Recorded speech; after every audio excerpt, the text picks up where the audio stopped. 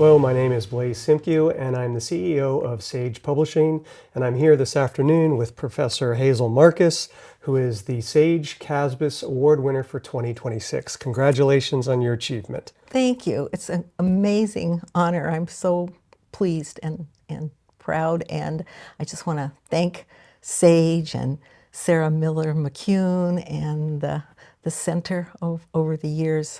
It's really been a mainstay of my academic life, and I am just thrilled to be here. Oh, that's great. Well, it was a thrill to be on the committee. There were many, but it's also a thrill to offer or to give you the 2026 award. Thank you. So I thought I would just ask you a few questions that we could record today for future generations.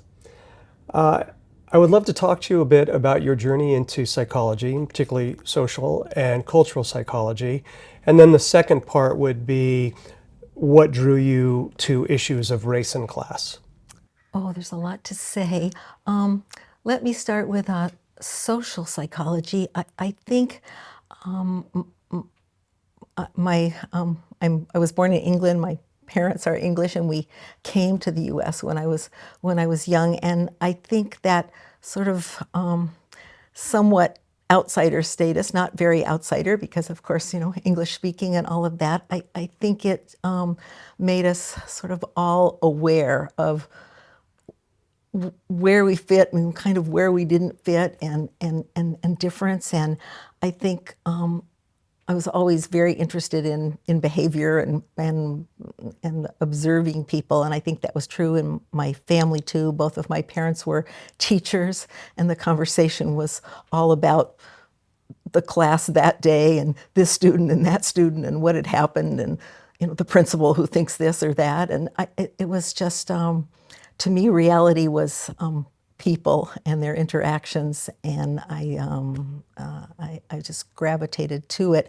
I was very interested in journalism in high school as editor of a high school paper, and I thought that's what I wanted to do because I wanted to help people find their way to the truth and get the information out there. I started in journalism in college, and then I took a psychology class, and I had a professor. I remember him, Dr.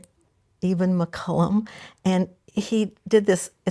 When I think back of it, it's a trivial class demonstration, but he divided us into two groups and went over, and we were out of each other's earshot. It was a big auditorium.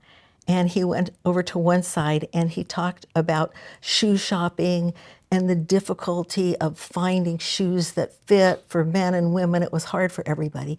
Then he moved to the other side of the room, out of earshot again, and he talked to that side of the room about traveling in Africa and what you can learn and what he has learned and how much difference it had made in his life. And then he moved to the middle of the room between the two, and he said, please write down what I say. And he said, Tripoli. And of course, the people who'd heard about shoe shopping, they wrote triple E, which was a size of men's shoes. I think some women's very wide shoes in those times. I think it's probably not relevant right now. But then the other side that had heard about traveling in Africa, they wrote Tripoli, Libya, of course, Tripoli. Yes. And somehow, these small things, it was stunning to me that he had said one thing had come out of his mouth, but yet it had been heard and understood and interpreted in two different ways, depending on what the people in either side of the room were bringing to the situation.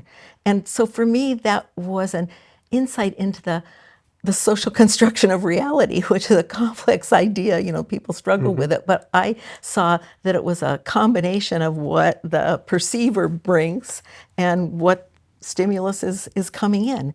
And that just blew my mind, because here I was thinking I was going to be a journalist and get to the truth, get to the facts. Inquiring minds want to know, get it. And here was an obvious problem. Depending on what people were thinking in the beginning, the same facts were not going to be the same facts. They were going to interpret it, hear it in different ways. And, it's even when I tell it, it sounds a bit crazy, but I remember the day when I decided, okay, I have to do psychology.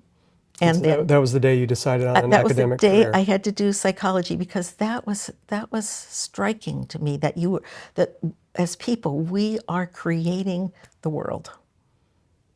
So for those of you who are less familiar with your work in psychology and as an academic researcher, can you explain the impact of your research, or what you believe to be the impact of your research? Well, I think one of the things that led me from social and being fascinated with people and how they make their own worlds, participate in making their own worlds, was, of course, time that I spent in Japan. And when I spent time in Japan, I was like, I don't know what's going on here. And the more I stayed there, the less I understood. But I knew one thing for sure, that the world as I understand it, societies, how it was organized, were very different from what I had experienced at home in the US. Something was going on there, and it was fascinating to me.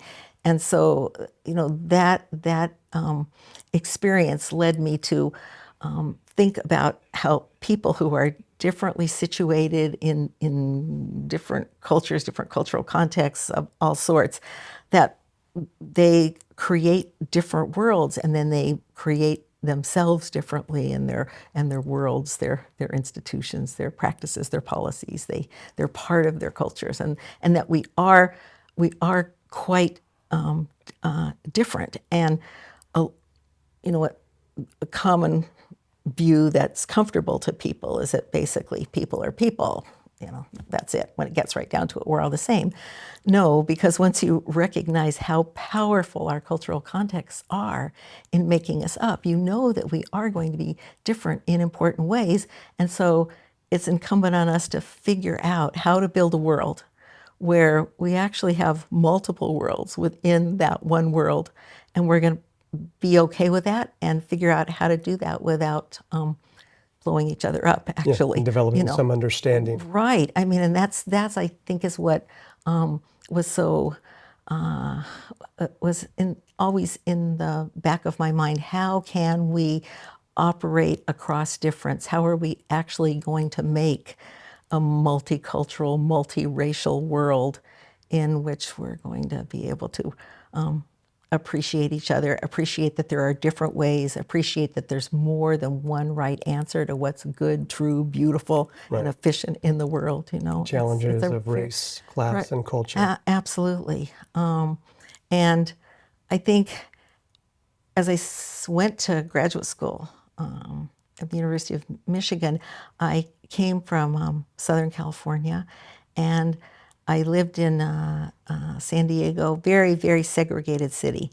And when I got to Ann Arbor, close to Detroit, which is largely black city, I was very interested in looking at how that particular context would make for different ways of thinking and feeling and being in the world. At the time, it was, no, don't do that. That's not a good topic to do research on. And so then I was interested in, well, if I can't do race, maybe I could do gender. And that also was, no, that will marginalize you and make your work sort of, not in the center of the field. Why don't you just work on how, in general, our social worlds influence the self? And I was very irritated by that, because I didn't understand who got to say what was a problem, a real problem. I knew it was a real problem. It is a real world problem. It's a real world problem, and it took getting through graduate school before I could begin to work on race and class. And then I guess one thing about class in graduate school, I met a colleague, was my office partner for many years. He was from Alabama. He grew up in a very poor community, and actually during college he lived in his car. I mean, he was one of the most brilliant people I had ever met in all sorts of ways. And it sort of opened my eyes to, wait a minute, there's a lot of value being left on the table, as they like to say in the business school, when we don't understand people and their contexts, and that's been sort of a mantra for me.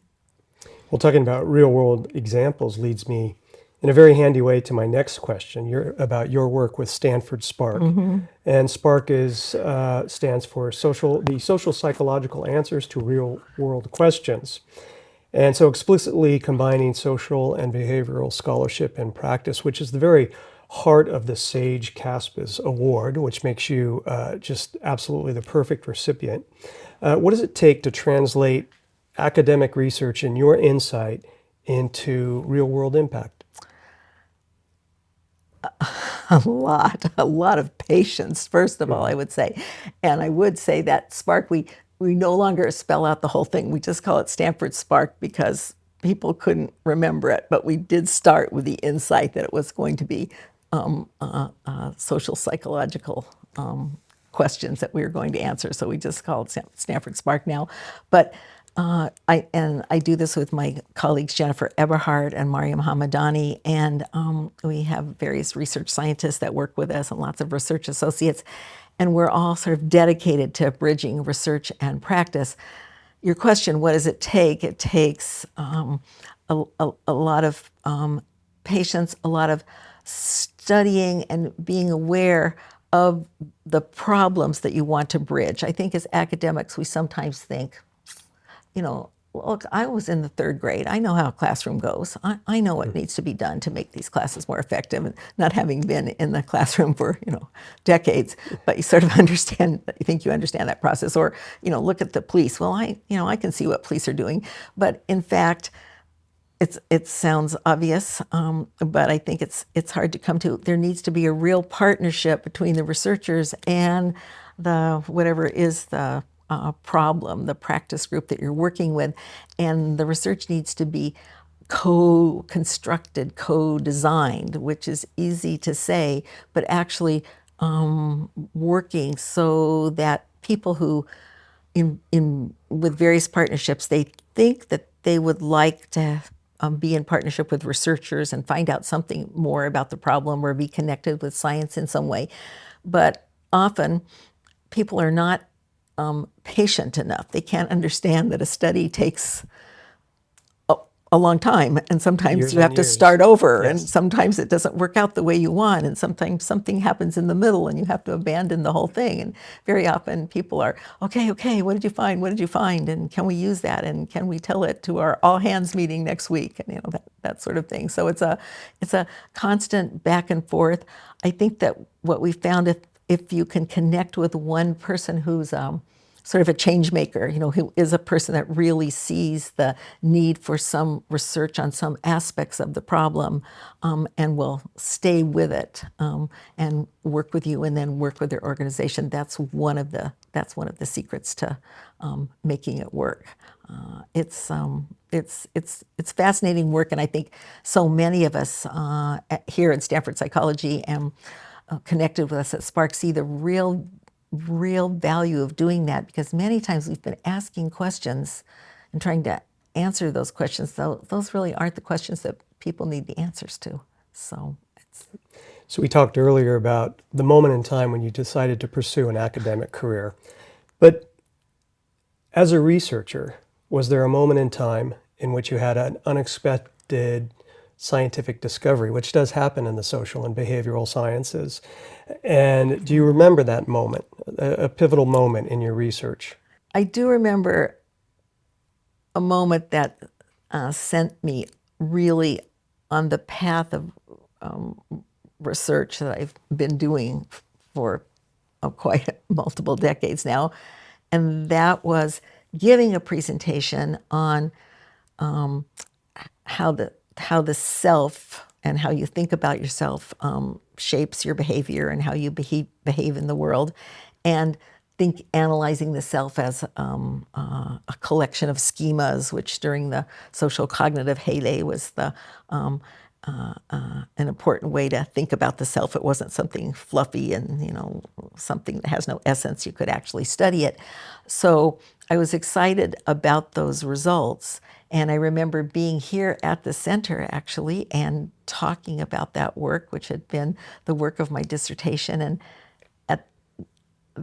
it was a group of fellows, and they were listening very attentively. And then one, an anthropologist, said, Hazel, that's a very American analysis. And, I kind of didn't know what to say, but I knew it wasn't a compliment. Right. And as ever since, that has stuck with me, that comment, and it was very clear to me that our theories, our frameworks, our measures are rooted in our own particular cultural context and understanding of we're studying behavior as social psychologists, and so it was one model of how to be a person, and I was talking as if it was a universal theory. So I think, yeah, and CASBS was very central in it. So If you think back about your research and your career retrospectively, you think about your research and perhaps lessons learned for the future. Can you make sense of what's happening in society today? It's a two-part question. And then, are you feeling optimistic or pessimistic? I'll answer the second first. I think I'm optimistic, as I will say later in my talk. It's kind of an American default to be optimistic. It comes with the territory. Even in some dark times, we're pretty optimistic because we believe that we can make a difference. We can influence the world ourselves. We can be in control. So I think I'm optimistic because what I see happening in our fields of social science now and how we are connecting with problems. I'm really more and more people feel that we could come together, more multidisciplinary efforts, really pull what we know together and be powerful about it. So that's making me very optimistic. I think what's happening in the world is a neglect of what I think I'm trying to urge people to study, which is a neglect of difference. We don't have to be afraid of difference. We don't have to think that it's necessarily going to polarize us and separate us and divide us. It can. We can see that happening. But to the extent that we can help people understand that look at how people are living, where they've come from, what's important to them, what they value, what matters. Take some time to ask questions, to really try to get their perspective, give your perspective. There's a lot of talk about that, and a lot of, I think sometimes people think, too much about that already. No, that's what we need to do. I mean, in the process of doing that, you understand a lot about a person. You find out fascinating things about the world, about difference. At the same time, you also see what people share. So even though it's not the best time for some of the movement towards what I think was a more just society with that we've been working on for some decades. I think there's some people who are there's some retrenching going on.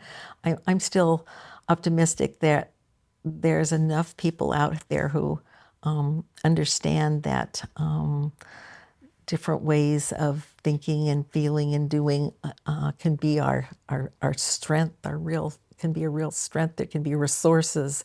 We don't have to think of that as factors that can pull us apart. But that takes situations, institutions that allow that foster that make that happen.